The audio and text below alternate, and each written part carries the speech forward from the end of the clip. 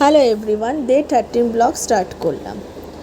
আজকে সকালে উঠে তেমন কোনো কাজের আয়োজন ছিল না। সকালবেলা কোনো রান্নারও আয়োজন ছিল না, কেন সেটা ব্লগেই বলছি। সকালবেলা মেয়েকে খাইয়ে দাইয়ে আমি বসিয়ে দিয়েছিলাম তার হিসাবপত্র লিখতে।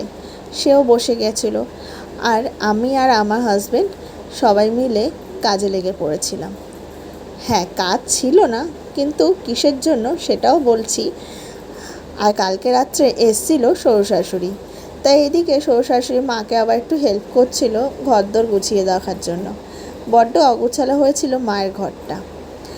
আমি আবার লেগে পড়েছিলাম হাজব্যান্ডকে নিয়ে পুজোর কাজে। হ্যাঁ, বাড়িতে একটুখানি পুজো দিচ্ছি, তাও কালকে ঠিক করা হয়েছে, তাই রাতারাতি ডাকা হয়েছিল শ্বশুরশাশুড়িকে। তারা আবার রাত্রেই চলে এসছে। তো দিনের বেলা আমি গিয়েছিলাম ফুল আনতে, আর এদিকে হাজব্যান্ড গিয়েছিল ফল টল সবজি যা যা লাগে সেগুলো আনতে। আর কালকে রাতে যতটা পেরেছিলাম সব কিছু গুছিয়ে রেখেছিলাম, কেননা রাত্রি তো সব ঠিক হয়েছিল। আজকের দুপুরবেলা কোনো রান্নার কোনো ঝামেলা আমরা রাখিনি, কেননা এই তো কটা লোক খাবো আমরা ঘরোয়া।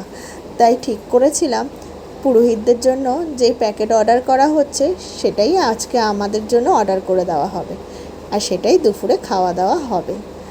তো তাই আমি দুপুরবেলা চলে গিয়েছিলাম মিষ্টির দোকানে, গিয়ে একটু টক দই নিলাম আর তার সাথে স্প্রাইট নিলাম।